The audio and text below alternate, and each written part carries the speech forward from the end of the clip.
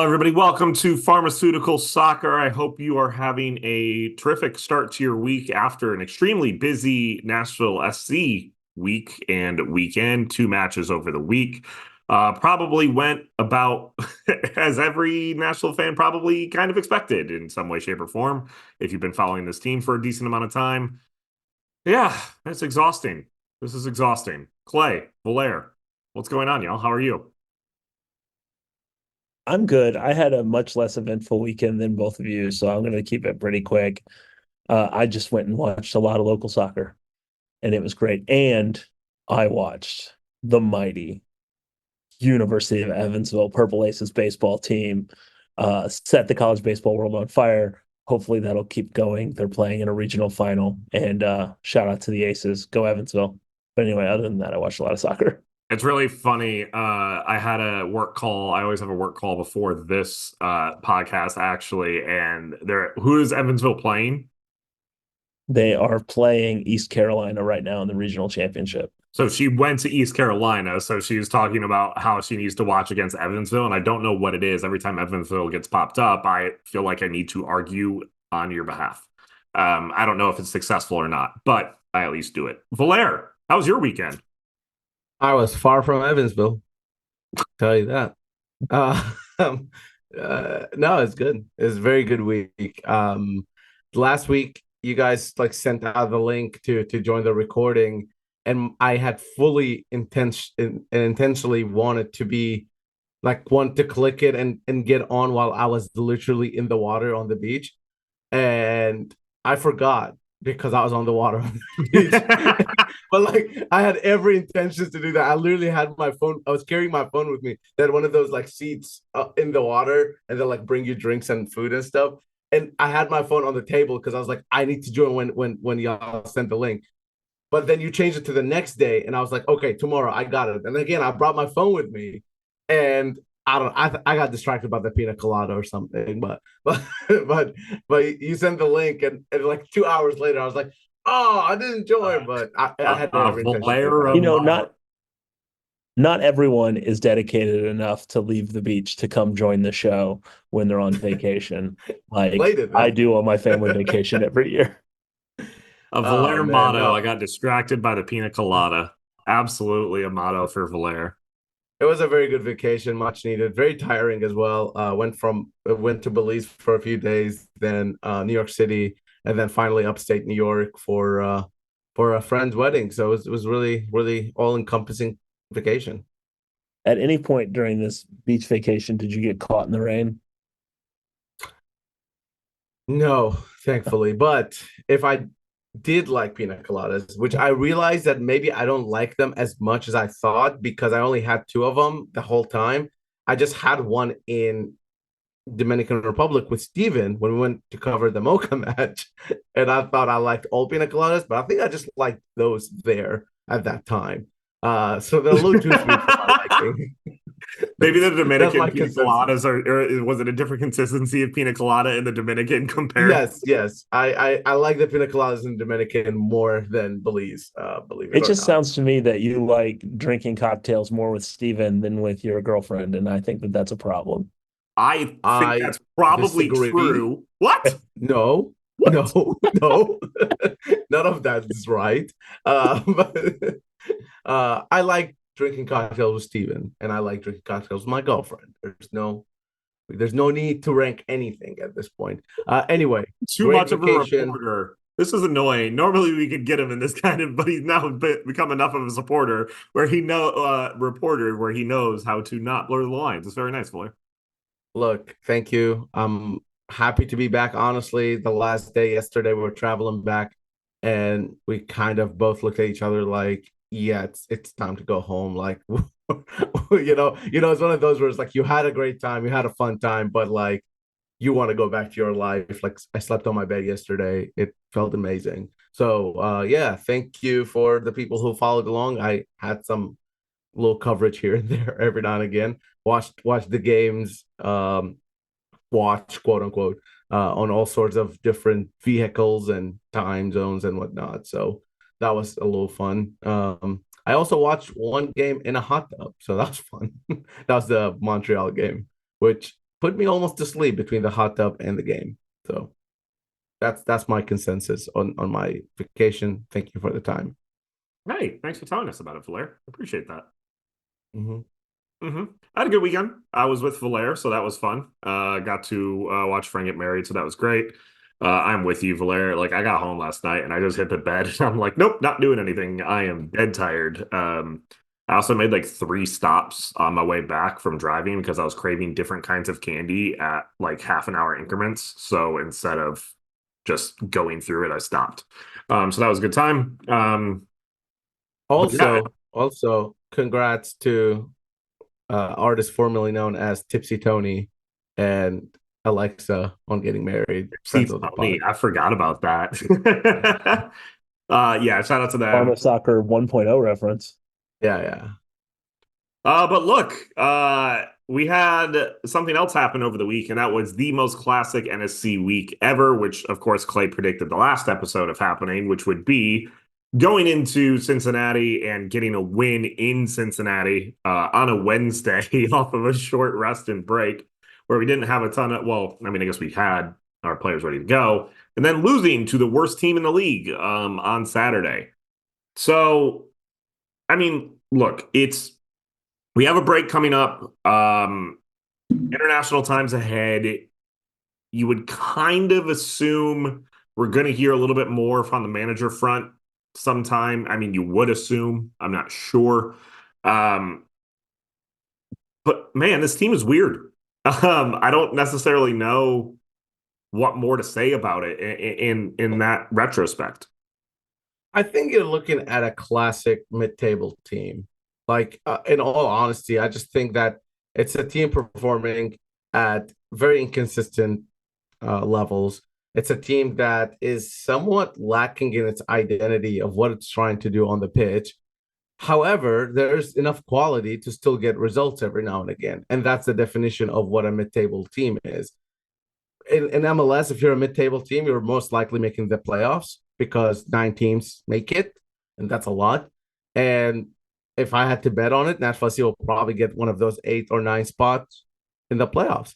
Maybe they'll sneak their way into 7th, and maybe they'll be right out there in 10th. But I think they're performing right at that level that you expect from a mid-table team, which is inconsistency, and that's what you expect. I mean, we see it even in the Premier League when you look at, I don't know, like at Crystal Palace or something like that.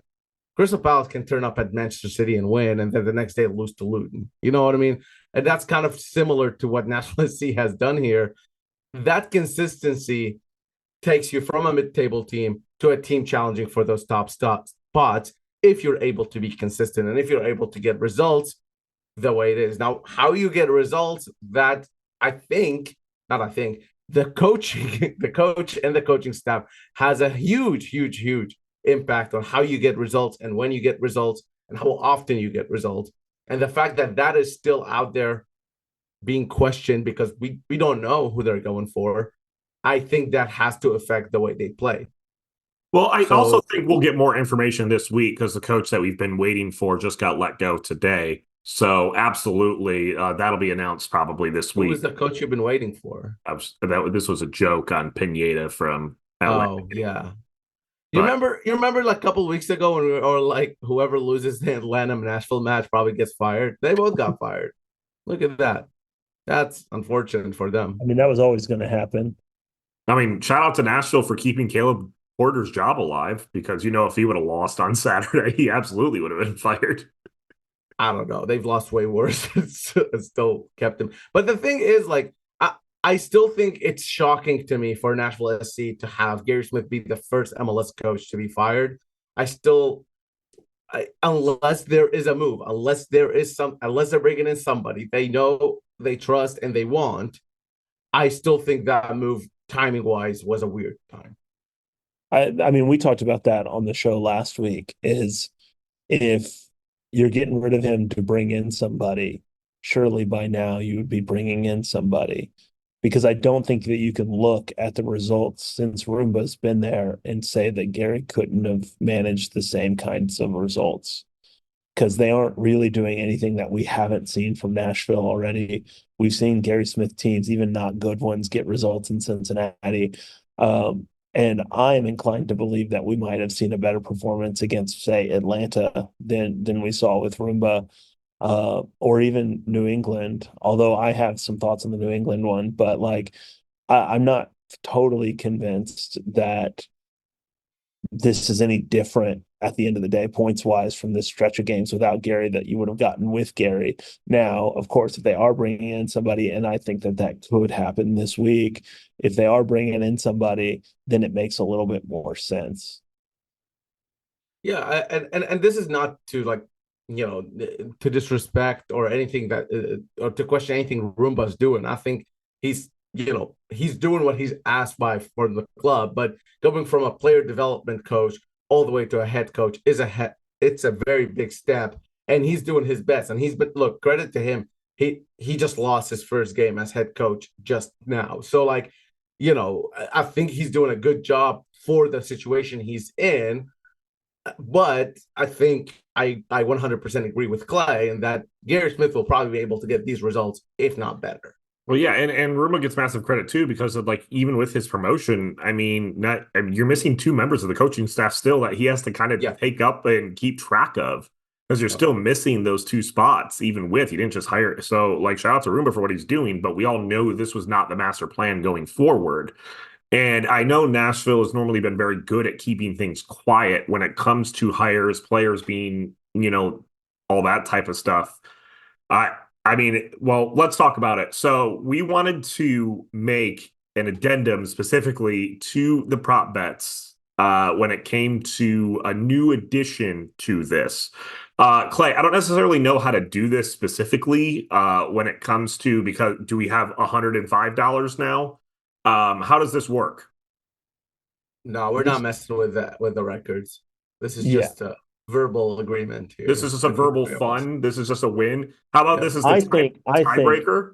I think that this could be a good tiebreaker. I also think that we should all just get 5 and leave Omari out of it for reasons that have nothing. Like we're not going to explain why immediately. Yeah, definitely not going to explain why. Absolutely. But let's just leave Omari out of it since he's not on here. So we all just have $10 and we're not going to tell him about it. And then therefore he doesn't get a chance. Also, another addendum for that as well. You two get 5 and then I get 100 because we all know it doesn't matter anyways. So how about that? Should we say what we're actually betting on? Because that hasn't been mentioned yet. Yeah, let's do that. What we are betting on what day Nashville will announce its new manager. You can choose a day this week. You can choose a day next year. Just choose a day. And I think we go, we don't go full Price is Right tactics here, but whoever's closest to the day gets this. And it's a tiebreaker. It doesn't actually count for the prop bets. Can we just pick all like Wednesdays? And then if it's a Wednesday in the next few weeks, that's the day that, how does that work? Choose a specific day. Fine. I'll start with July 8th, 2024. That's a Monday. July 8th? Wow, yep. I even think that's absurd. I don't know. It's about a month from now. I'm going Thursday. This Thursday. You're going? Oh wow. Okay. I'm going this Thursday. I wouldn't be surprised. It's an international break. I wouldn't be surprised to see it sometime this week. Okay. If they fired him because they're going to bring somebody in and they have a win now mentality, they can't wait till July. They got to bring him in this week. I agree with that. Yeah. All right. This will happen in 2024. It will be the 25th of December that we bring in a new head coach. On Christmas? Yeah, Jesus was born on December 25th, as will the new Nashville SC savior. Everybody's Christmas. What do you think is going to happen for the rest of the season? Roomba, baby. Roomba time. Okay. Let's go. Hey, they're still technically above the playoff line. Matt Pickens, player coach. So, let's go. I pretty much just have to make it like if they don't hire somebody in the next 2 weeks, I win, I think. Because then I'm the closest by a far margin. Yeah. Well, the thing is I don't think that's a bad bet because I think if it doesn't happen in this international break, it's going to happen prior to Leagues Cup. That was my thinking. Yeah, Yeah. I just don't think. I think if you give the new coach the Leagues Cup at least to like work out something, these are two games. There aren't throwaway games by any means, but they're not, season defining games either. And I think if Nashville crashed out of the Leagues Cup in the group stage, nobody's gonna be upset. Okay, people are always upset. Somebody will be upset, but like, it's whatever. I think that it's easy to say in the opening round of the Leagues Cup that they're not season defining. I think we all would have said that last year, and then it very much became season defining. Well, that's exactly how it goes. I mean, you play your first two games and see what happens. And if you make it to the knockouts, then yeah, it's a one game. It's a one game like knockoff, and you see what happens. But if you don't make it in that first, like, I don't know, if you lose the first game and you go into the second game against Mazatlan or whoever it is, and I don't know, you get a draw, which I guess goes to penalties, and you win or lose in penalties, like, it's not that big of a deal. I just don't think for a new manager who's implementing new ideas, I think the most important thing is like getting those ideas on the pitch rather than getting results on those two games specifically. Guys, I just looked at the time. We did it. We have now talked more about the Leagues Cup than anybody has in the United States so far in the past minute and a half. So congratulations to us on that. It was a wonderful achievement. Shout out to Valer for that fantastic preview. Hang the banner. Hey, I still think it's a useless tournament that I wish didn't exist. But if it's gonna exist, I'm gonna enjoy it. That's where I'm at. So Speaking of willing things into existence, we do got to talk about somebody that has just done something extremely successful in the pharmaceutical podcast kind of structure here.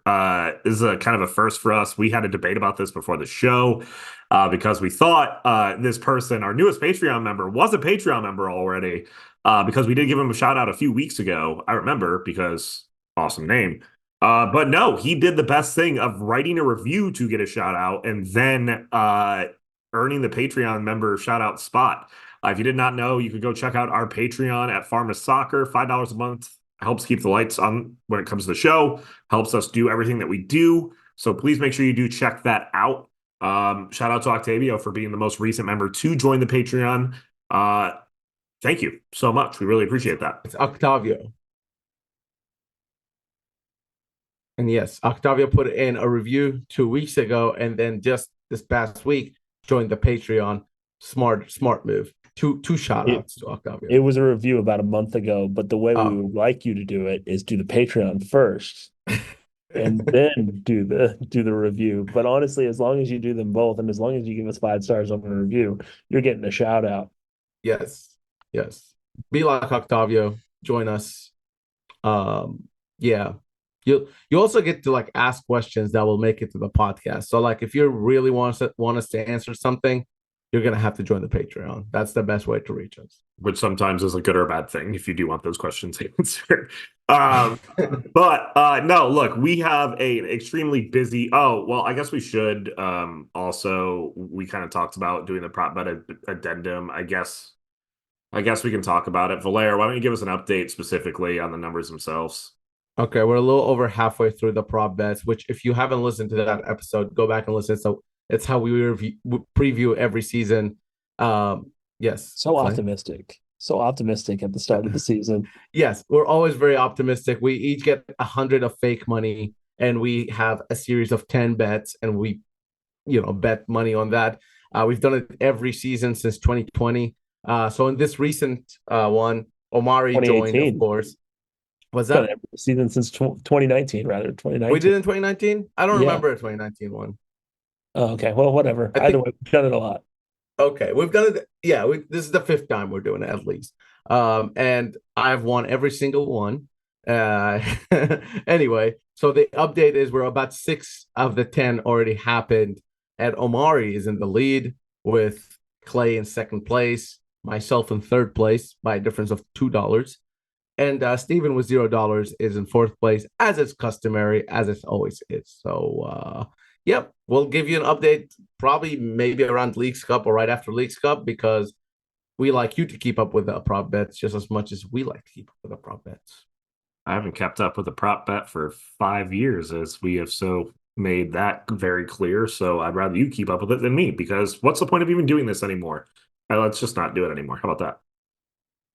No, I Just a like the reminder, prop bets. Steven had Ake Loba as an answer for several prop bets last year. This year he Anyways, tried to take it seriously, and now he's also not winning. So okay, I didn't actually take it seriously this year. Let's calm down. But speaking self-defense of mechanism. taking it seriously, Nashville definitely took it seriously against Cincinnati, but a little less seriously against New England. And we're going to talk about both of those matches right here next on Pharmaceutical Soccer. And we are back right here on Pharmaceutical Soccer at Pharma Soccer on our Twitter, Facebook, and Instagram. Of course, you can also check us out on Pharma Soccer. How about you redo that again where I'm not coughing all over it? Nope, I refuse. And you can also check us out on Patreon as well. You could go to our Patreon, check that out. Yeah, Pharma Soccer. You didn't hear as much of the coughing as you thought you did, Clay. I promise you. Okay. And honestly, it's ASMR to the ears for our listeners here at the podcast. So it's what not to do. Our patient should not follow Clay's advice and not go to the doctor when he's coughing. Where is this going? What is happening? I Okay. didn't hear anybody cough. I was on my phone. Are we in the second segment? Yeah.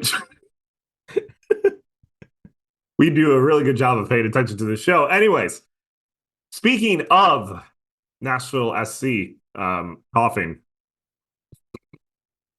This is so derailed. Anyways, all right, we're going to talk about Cincinnati first, because we do definitely need to talk about the Cincinnati match over the midweek, because that one is going to be more fun to talk about anyways. So Nashville SC, of course, getting the 2-0 win in Cincinnati against a better team than Nashville, but Nashville did end up getting the win. Jack Mayer finally getting his goal of the season. Very excited about that one off of a corner set piece. And then it was Schaffelberg that got the other goal as well, I believe, for that. Look, I mean, we did a Nashville SC thing of getting a couple early goals and then holding on to the lead, getting a clean sheet. This was, if you were looking for a Nashville SC performance, this was it. I mean, it is the way that Nashville wins games, especially when they're overmatched. They cede possession, they cede shots, and they get a goal off a set piece, and they get a goal where 3 or 4 people surround Hani Mukhtar, and he finds Schaffelberg running through in transition for another goal. Sort of a classic Nashville SC. Not a total smash and grab, but certainly in that realm of things. And I think that there's a lot to like. From what you saw, not the least of which is a clean sheet on the road against Cincinnati. Clean sheets have been rare up until the last few weeks, and getting one up there is certainly a feather to put in your cap.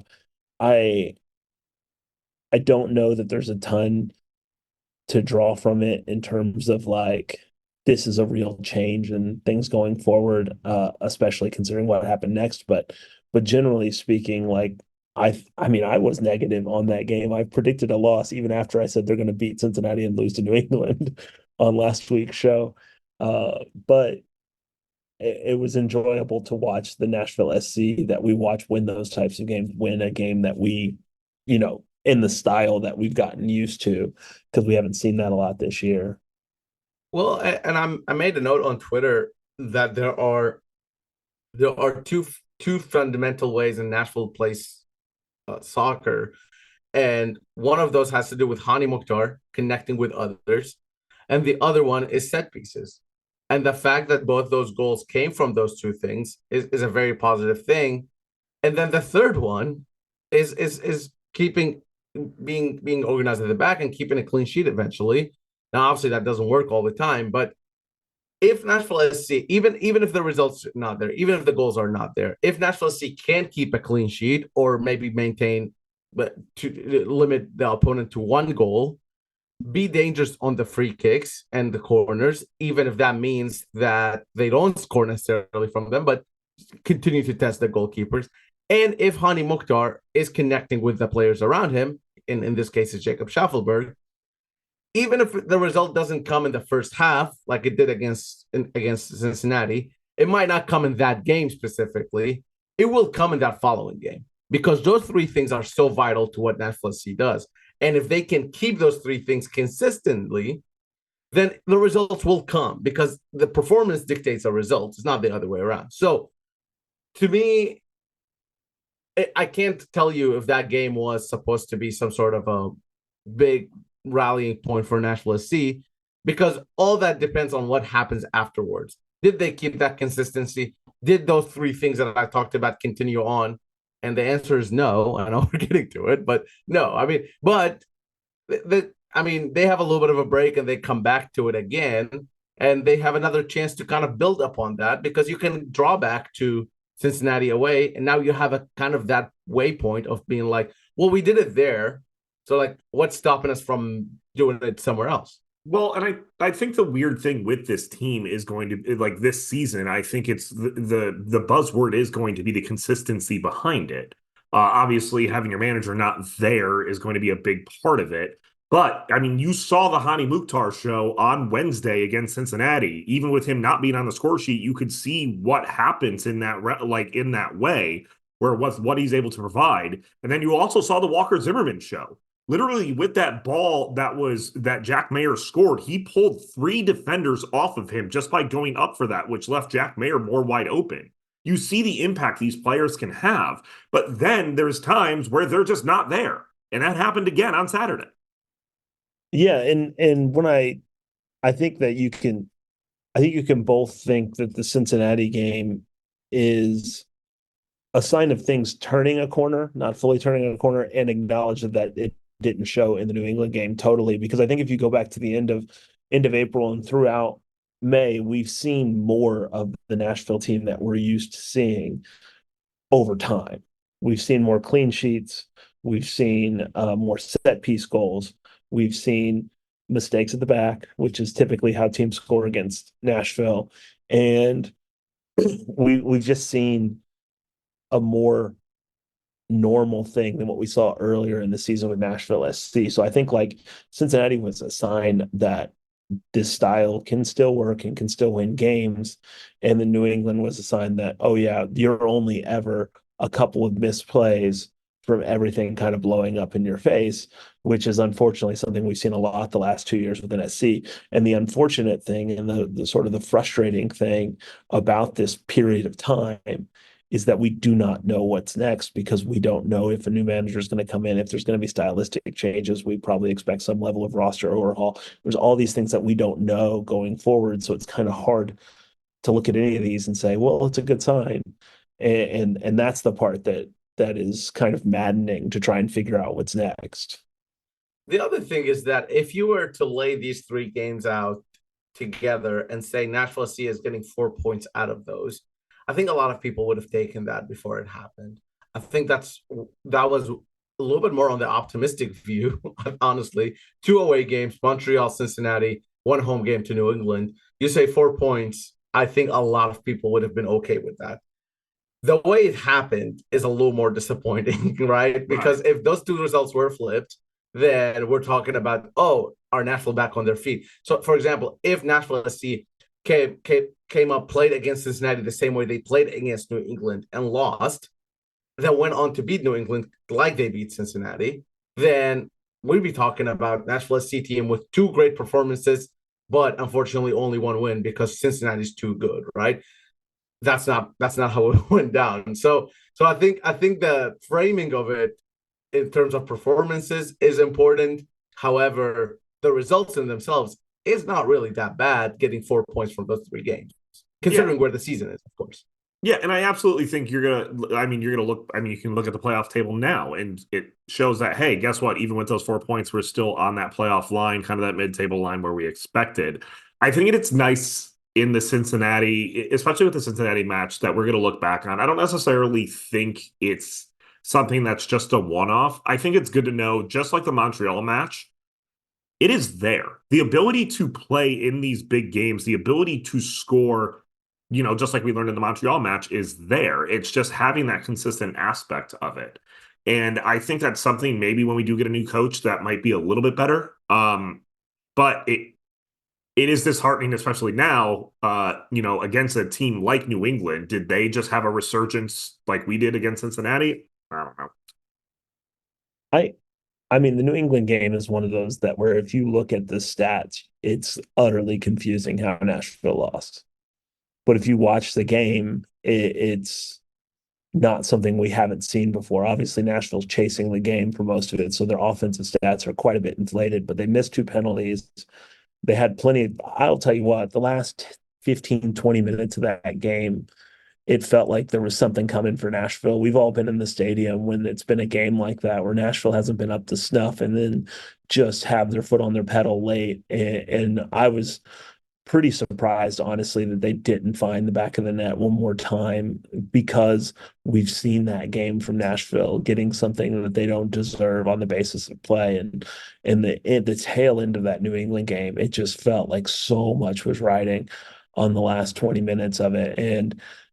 And because of that, the stats are a little bit inflated, a little bit skewed, and I think that that's fair to understand. But you look at a game where Nashville's got 3.5 xG, two penalties be damned, like that's something that you look at and go, "Whoa, 62% possession." Um, Nashville was really beating down the door at one point in that game, and they only managed one goal, and it was off a penalty.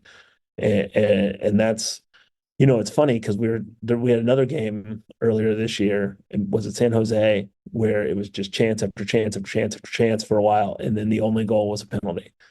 And it's just a matter of trying to figure out how they're going to get higher quality chances, people to finish higher quality chances. Like Similar that, against Atlanta too.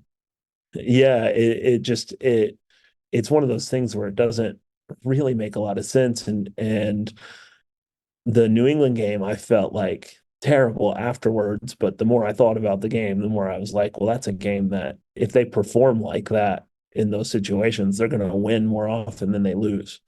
And I think that we haven't said that following a lot of poor results from Nashville this year. I think we've said a lot of they were lucky to draw that, or they were lucky that it wasn't more. And I came out of that game saying if they play like that, if they give up a goal, they're going to come out ahead more often than not when they've got that. Now, the thing is, will they be playing teams as bad as New England? No, they will not, because New England is terrible. But it's just one of those things of like trying to get that mentality going to go out, you're at home, push for a goal and try and see your way through it. Well, and I think it's unfortunate too because are you going to see like is there going to be a drop off? And that was kind of like what I was wondering after Wednesday to Saturday, where Wednesday you were just talking about offense specifically. I'm going to kind of talk about the defense here right now because you see that strong unit on Wednesday against a decent attacking team. Then going to Saturday and I mean, those are two of the worst. I've seen some pretty bad goals that Nashville has let in this season specifically. Those were terrible. Carl Gilles was able to run literally all the way across the field with six players in the box and be untouched. And then a goal from somebody a teenager that hasn't even played, hasn't scored in the league all year, just had the ability with two players on him to take a free shot at Joe Willis. Like it it's so weird to see. I mean, the heel one didn't bother me as much because I mean it's just an unbelievable finish to boot on that. But like the other one, yeah, it was very frustrating, especially considering that the guy who wasn't in the lineup was someone who had done well, like forcing turnovers and in transition in Drew Yearwood. And it was not Sean Davis did not cover himself in glory in that game, just generally speaking. But the Yearwood came in and was part of the impetus that kind of put Nashville back on the front foot in that game. And Yearwood, I think, had two of the best games of his career against Montreal earlier this year and against Cincinnati. And then he started the next two games on the bench after both of those performances, which, considering the state of Nashville SC's midfield, which is pretty poor, those are two of the best performances from a midfielder from NSC this year. And he wasn't rewarded with a start after either of them. And I know that there's some of that is, short weeks and things like that, but I was absolutely floored that he wasn't starting against New England. And I think that Nashville paid for it. And I think that goals like that second goal for New England are an indicator of that. I think the other thing with the midfield that I think we have to address is that Sean Davis and Nabala Godoy aren't necessarily the partnership that Nashville SC need them to be. I think that's becoming apparent game after game. To be fair to them, they contributed to the 0-0 at Montreal, so that they were the partnership that started the match. And I think Davis played until like the 86th minute, and Godoy played all 90 minutes. But then against Cincinnati, it was Anunga and Yearwood, and kind of like Clay was saying, it was more dynamic. It was a little bit more movement, and Yearwood is clearly that guy. And I think going forward for Nashville SC, they need to figure out a way, whether it's Yearwood or not Yearwood, but what is that midfield partnership? Because I don't think Sean Davis and Anibal Godoy, as the two midfielders or defensive midfielders, if you would, is going to cut it. I just don't think that's going to be a sustainable thing that you can keep going, because it just seems like it's lacking a little bit of mobility, really, at times. And the other thing is that going forward, I think Drew Yearwood might be Nashville's best midfielder going forward in terms of progressing the ball. Godoy has been that guy for Nashville for a while. I don't know if he can continue to be that guy. Plus, he is probably going to be international duty. So whether Nashville want him to or not, they're going to have to find a replacement for him, at least for the near future.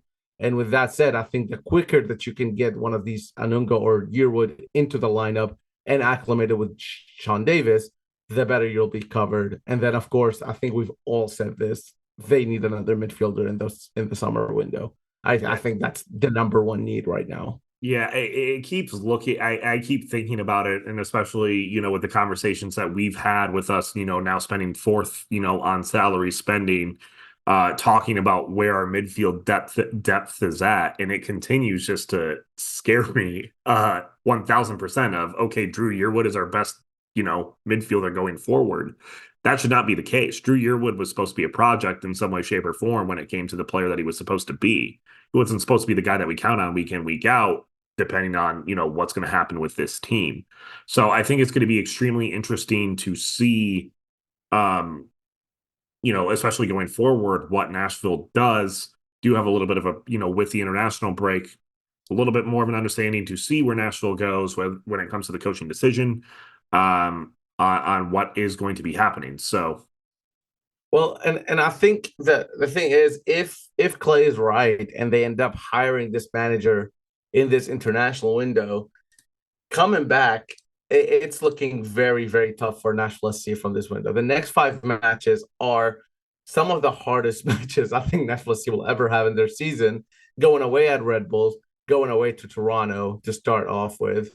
Those both are, two teams that have been really, really good this season, and you're going away from home in 2 different environments, which is pretty tough. Then you come back home to NYCFC, who I witnessed just this while I was on vacation. I went and saw them destroy the San Jose the Earthquakes 5-1. And then you go home to Inter Miami, which probably won't have Messi because of Copa America, but still, Inter Miami is still very, very good. And then you go away to Columbus. Those are the next 5 matches for Nashville SC. And I don't need to tell you how good Columbus is. So June to that July, sort of right after the international break, it's looking really tough for Nashville SC, especially those next 5 matches.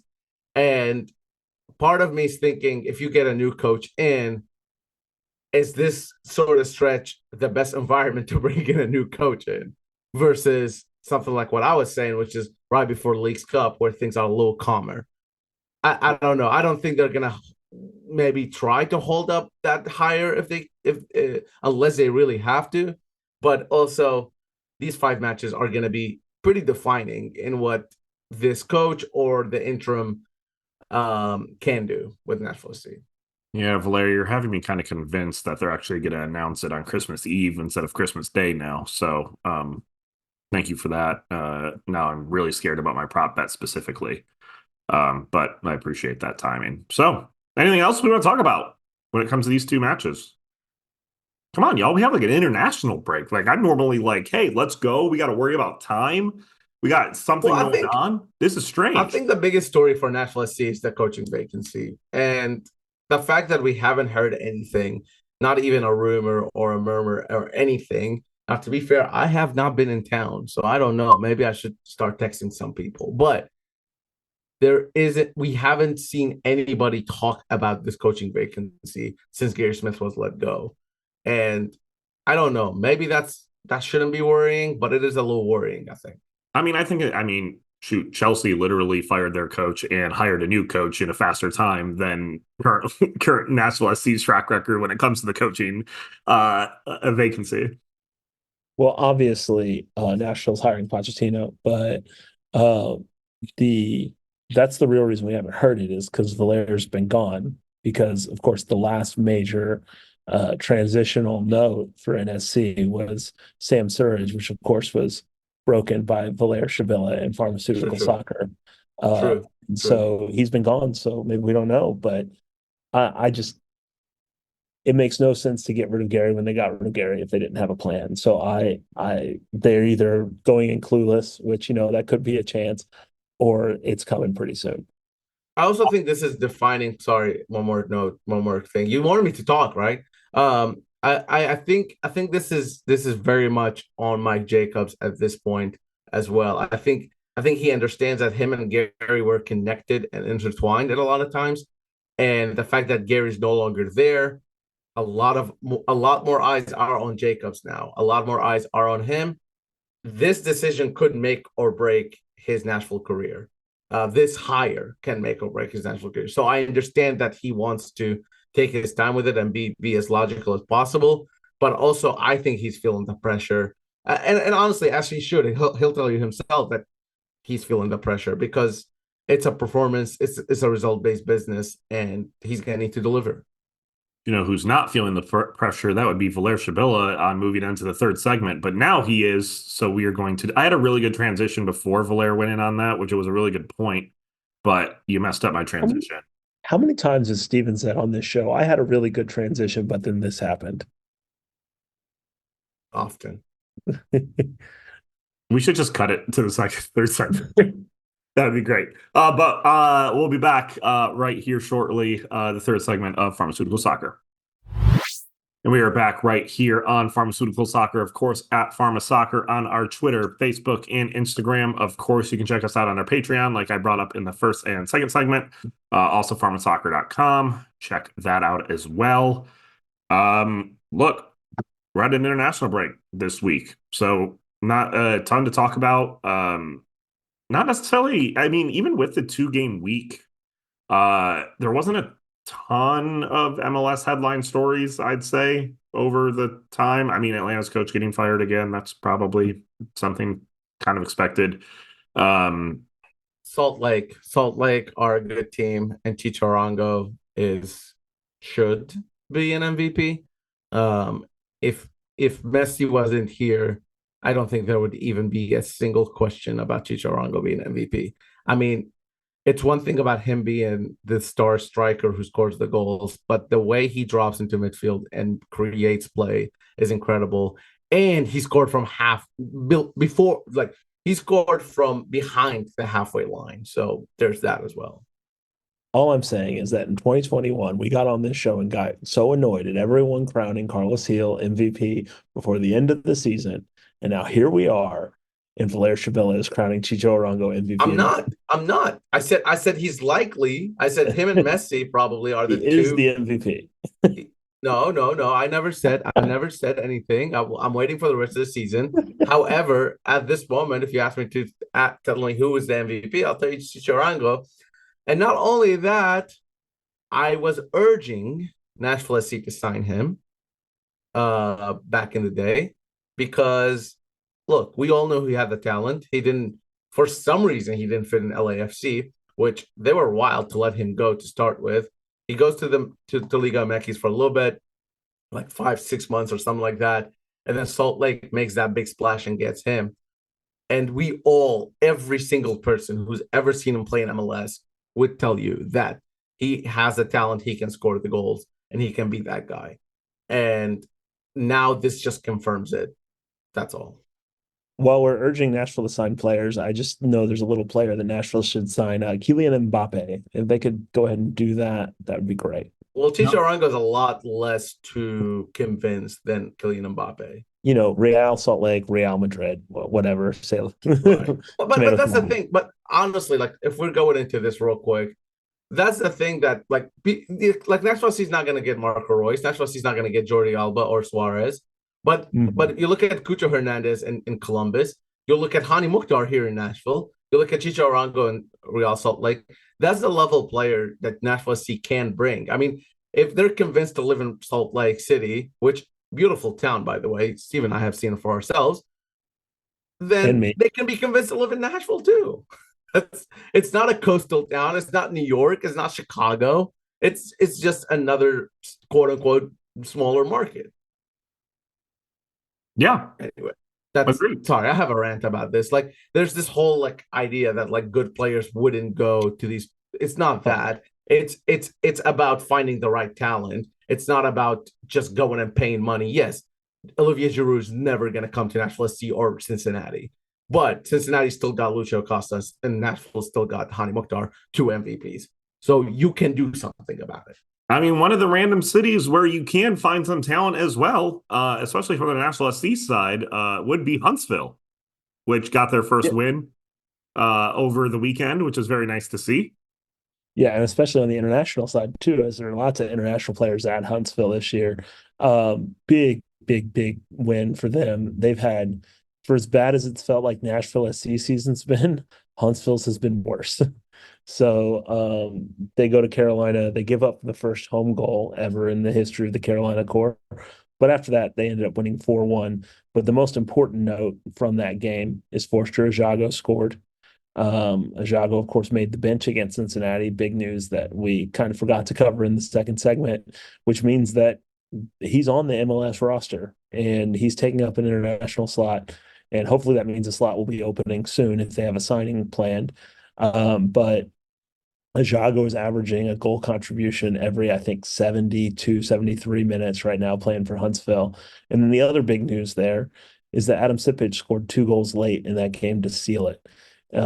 So that's, of course, Nashville's first ever academy signing. He's now scoring goals. He's already equaled his goal total from last season. So this is a guy who, when Nashville signed him, we said he's probably 2 years away from really playing on this NSC side, and that's probably still true. He's probably not going to see much time this year, but something to keep an eye on next year as maybe we start seeing some of these guys come out of the academy and start playing with the senior squad. So some really encouraging signs in Huntsville over the weekend.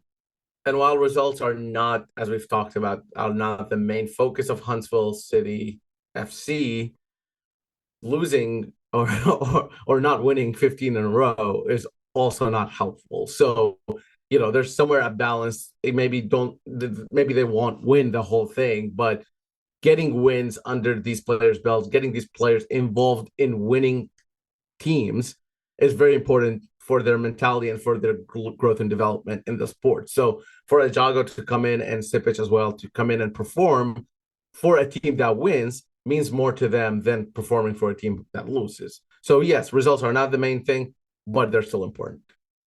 You don't become a better defender giving up goals, and you don't become a better offensive player not scoring goals. And so it doesn't necessarily matter the wins and losses, but if you're going to lose, you may as well, be making steps forward. Relatedly, I'll do Steven's transition for him.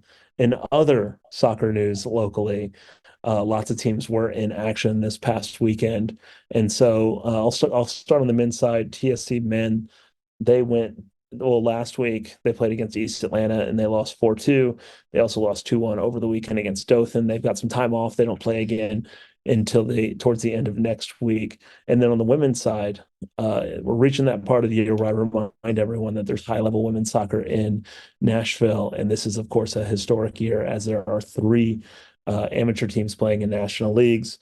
The first of which is the Nashville Rhythm. I was there on Saturday or Sunday, rather. I was there on Sunday to watch the Rhythm get an 8-0 win over FC Birmingham. FC Birmingham had a hell of a weekend. They lost 9-0 and then came back the next day and lost 8-0. So the Rhythm also won 2-1 against Georgia Impact, which is a very physical game down in Georgia. And they're undefeated. They've won every game, and they're at the top of the Southeast Conference, the class of the Southeast Conference. They win that title, it seems like, every year now, and they're poised to make another deep run in the national tournament. Also in their division in the Southeast is FC Nashville Wolves, who finally opened their season. They lost 6-0 to Decatur at home in their home opener. Their return to play since 2016. They'll be playing again on the road at UFA Gunners in Atlanta. And on a related note, I didn't mention this, but the Rhythm are back in action later this week on Friday against UFA Gunners. And so they'll be at Giacosa Stadium at Father Ryan. I will be there. I hope to see a lot of you there. It's high-level women's soccer in Nashville. You're not going to get a pro team until you have this level. And so I hope you support it in the same way I do. And if you don't want to support the Rhythm or the Wolves, you can support TSC's women, who are coming off a 3-1 win against Greenville. They've got 2 games this week. They play on Tuesday night against I almost said UNC Asheville. That's the baseball brain in me coming out, against Asheville City SC, and then again on Friday against Chattanooga Red Wolves. Both of those games are at Nolensville High School. So please support our local women's teams and the TSC men if you feel so obliged. And on the international front, I'll do the transition as well. Both Walker Zimmerman and Shaq Moore were called up for the U.S. national team, one for the national team and the other for the Olympics team, which is the under 23. So Walker Zimmerman was the overage call up for the Olympics team, that will end up participating in the Paris Olympics. But right before the Paris Olympics, they are playing Japan, so keep an eye out on that. As the Olympics team will be in action. The other one, Shaq Moore, will be with the national team, who have 2 pretty big friendlies coming up against Colombia and Brazil right before Copa America starts as well. So, Shaq Moore continues to earn those call-ups and continues to be a name within the national team. This one was pretty much driven because of the injury to Serginho Dest. So there's, a domino effect of fullbacks that have to come up. Not sure how many minutes he'll get. Not many people thought he would get minutes in the World Cup, but he did.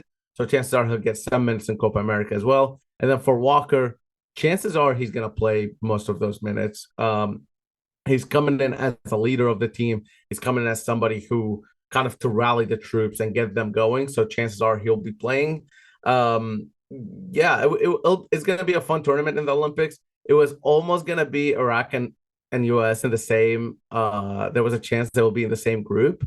And I was really looking forward to that. Almost thought about flying to Paris for it if it happened. But it didn't happen. Iraq is in a different group, but Iraq are in the Olympics for the first time in a minute. And then the US are in the Olympics for the first time in a minute. Speaking about men's soccer, of course, women's soccer, US always there. And then other sports, I don't care. I will watch them though, but I don't care. So yeah, it's gonna be pretty interesting. I think the US group has New Zealand, it has France, the host country, and I don't know and Guinea, I think. So that's the US group. Those are the 3 Olympics teams that Walker Zimmerman can potentially play against. The other one is Anibal Godoy is most likely going to Panama for the Copa America, and we'll be playing against the U.S. because they're in the same group. So that's going to be interesting. We might see Shaq Moore versus Anibal Godoy in Copa America. And Jacob Schaffelberg might be on the national team. I think I have a strong feeling that he will be. They're also in Copa America opening their campaign against Argentina in Atlanta, actually. And I will be in attendance in that game. So there's that. I would be surprised if he's not on it. I expect him to play in both of these friendlies that he was called up for. So I think it's more than likely that he'll be in the Copa America roster. I don't really know what to do now. You both taking my transition, facilities and jobs. I kind of just, what do I preview? What do I do? Is there anything else? Well, Nashville SC can't lose next week. That's a fair point. We have a special episode coming up next week that we talked about a couple weeks ago, at least in the Slack channel, that I'm very excited about. We did? Yeah. What is it, Clay? What is the special episode? Tell me. Next week, since there is no NSC game, we are doing a draft of the best NSC goals of all time. So USL, MLS, US Open Cup, whatever it is, we're going to each put together our team of 5 goals to see who has the best 5 goals. With that said, if Nashville SC indeed hire a coach on Thursday, we will not be doing that. So I imagine if Nashville SC hires a coach on Thursday, there will be another show before that. So yeah, fair enough. Are we doing Yeah, an so look forward to that. emergency coach hiring episode as well? That'd be great. Yeah, I'm figuring, if my prediction comes true, that we'll have an episode between now and the goals draft. Yes, I'm looking forward to it. I need to go back and watch all of Nashville's goals from 2018 to now. So does somebody have a YouTube clip where that's the case, where we could just have all of them ready to go? I mean, don't threaten me with a good time. But if you want to see every Nashville goal ever scored against FC Cincinnati, I did put a thread out of that. And you should check the Pharma Twitter account for that. I do think it'll be fun to thread out each goal we choose for the draft. Yeah. I'm gonna have to prepare more for that episode. Shoot. Well, that'll be fun. Yeah, at Pharma Soccer again on all of our social medias and Patreon and all that stuff. Thank you again so much for listening. Again, we'll be back next week with the episode that Clay was talking about when it comes to doing our goal draft. I'm excited to go through that. Again, normally I have a prediction for the end of this, but I don't. Oh, I have a good prediction. You guys can just give me a yes or no answer because I currently don't know, but I was thinking about it in my head. The U.S. men's national team on Saturday does play Colombia, and that match is in Washington, D.C. So to leave the episode, does Steven Robinson make that match? Yes or no? That is the question that I will give to you both Valer and Clay. No, tickets to the U.S. 17 teams games are just for no reason expensive. And I think there are better use of your money, honestly, Stephen. Sorry, not to be. That's not mean. I just asking. I was asking for the prediction specifically. So, do you want to plug your stuff as well? Yes, at Valer Shabilla on all on Instagram, Twitter, and maybe Threads if you're on that, and definitely on YouTube, Valer Shabilla. I haven't posted much the last week because I've been on vacation, as you heard, but I'll be going back to my normal stuff. So, I'm covering the team from every aspect you can imagine. So, anything you need to know about NSC, at Valer Shabilla on all of those things. You can check me out at Clay Lost Soul on Instagram or Twitter. As far as and you should also check out Caveman 615. I hear they do good work. And yeah, good people there. At the Nashville Soccer Archive, of course, we are plugging away on some stuff there. And I do think that Stephen will end up at the game. That's a good prediction. At PHStephenHD on all my stuff. I'm going to predict yes as well. But we all know how good I am at predicting things. So that's probably going to be who knows. Anyways, thank you so much again for listening to the show. We appreciate it. We'll be back next week. Like I said, I'm looking forward to doing that next week's episode and not having to watch a Nashville SC loss. So that's very nice as well. So again, much appreciated. Clay, Valera, I'll talk to you guys later. Have a good rest of your week.